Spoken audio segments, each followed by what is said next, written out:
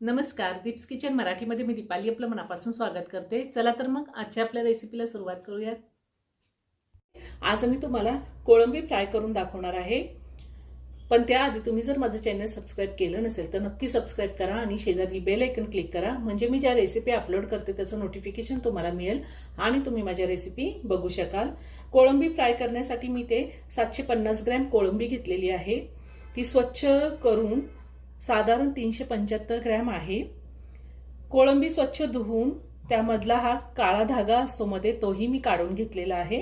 मुठभर कोथिंबीर घेतली, 1 इंच आलं, 14 ते 15 लसणाच्या पाकळ्या, 4 हिरव्या मिरच्या घेतल्यात। मिरचीचं प्रमाण तुम्ही तुमच्या आवडीनुसार कमी किंवा जास्त घेऊ शकता। आपण लाल तिखट सुद्धा वापरणार आहोत। गरजेनुसार आपल्याला तांदळाचं पीठ लागेल। 2 चमचे कोकम आगळ घेतलेले, अर्धा चमचा हळद, 1 चमचा लाल तिखट, अर्धा चमचा गरम मसाला, चवीनुसार मीठ लागणार आहे आणि कोळंबी फ्राय करण्यासाठी आपल्याला तेल लागणार आहे।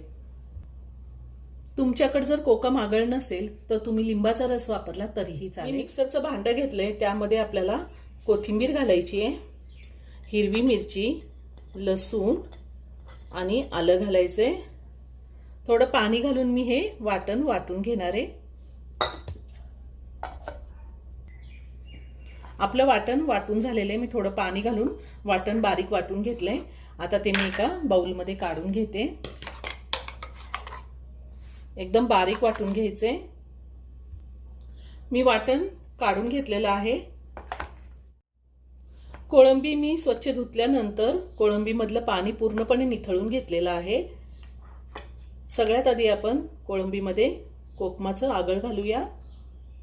तुमच्याकडे लिंबाचा रस असेल तर लिंबाचा रस घाला। हळद घालायची आहे, गरम मसाला,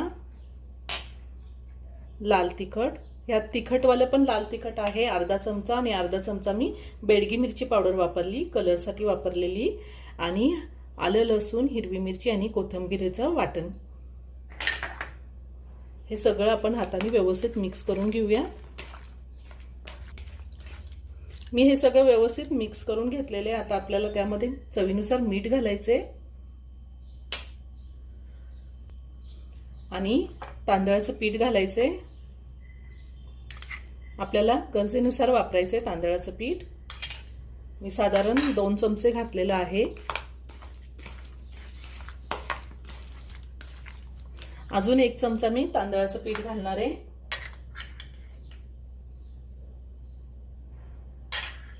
आणि पुन्हा सगळं व्यवस्थित मिक्स करून घेते। मी सगळं व्यवस्थित मिक्स करून घेतलेले। आता साधारण 10 मिनिटं मी झाकून ठेवणार आहे। तुमच्याकडे जर जास्त वेळ असेल 1 तासभर जरी झाकून ठेवलं तरी चालेल। छान मॅरिनेट होती कोळंबी आणि त्यानंतर आपण फ्राय करून घेऊ। 10 मिनिटं झालेली आहेत। मी गॅसवरती तवा ठेवलाय आणि तव्यावरती आपल्याला तेल घालायचंय। 1 चमचाभर तेल घातलेले। तेल थोडं गरम झालं की आपण त्यावर कोळंबी फ्राय करून घेऊया। तेल गरम झालंय, आता आपण कोळंबी ठेवूया।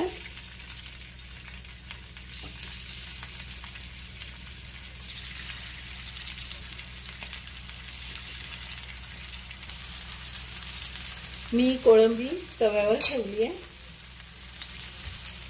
अजून थोडं तेल मी कोळंबीला साईडने असं घालणार आहे आणि गॅसची फ्लेम मी लो टू मीडियमवर ठेवलेली आहे आणि एका साईडनी कोळंबी व्यवस्थित फ्राय होऊन देणार आहे। मी शॅलो फ्राय करून घेते। 2 ते 3 मिनिटं झालेली आहे। आपण कोळंबी पलटून घेऊया। कोळंबी शिजायला जास्त वेळ लागत नाही। खूप छान परतली गेली खालच्या साईडनी। आता दुसऱ्या साईडनी सुद्धा मी कोळंबी 2 ते 3 मिनिटं परतून घेणार आहे। खूप झटपट होती, खूप सोपी रेसिपी आहे आणि तितकी छान लागते। मी दुसऱ्या साईडनी सुद्धा कोळंबी फ्राय करून घेतलेली आहे। आता ती मी काढून घेते। खूप छान कुरकुरीत झाली आहे कोळंबी। आता ही कोळंबी मी काढून घेते आणि ह्याच पद्धतीने राहिलेली सगळी कोळंबी मी फ्राय करून घेणार आहे। कोळंबी फ्राय करून झालेलं आहे। अगदी साधी सोपी रेसिपी आहे आणि एकदम झटपट होते। एकदा नक्की करून पहा। व्हिडिओ जर आवडला तर व्हिडिओला लाईक आणि शेअर करायला विसरू नका। रेसिपी आवडली असेल तर कमेंट करून नक्की कळवा। पुन्हा भेटूया अशाच एका छानशा साध्या आणि सोप्या रेसिपी बरोबर। धन्यवाद।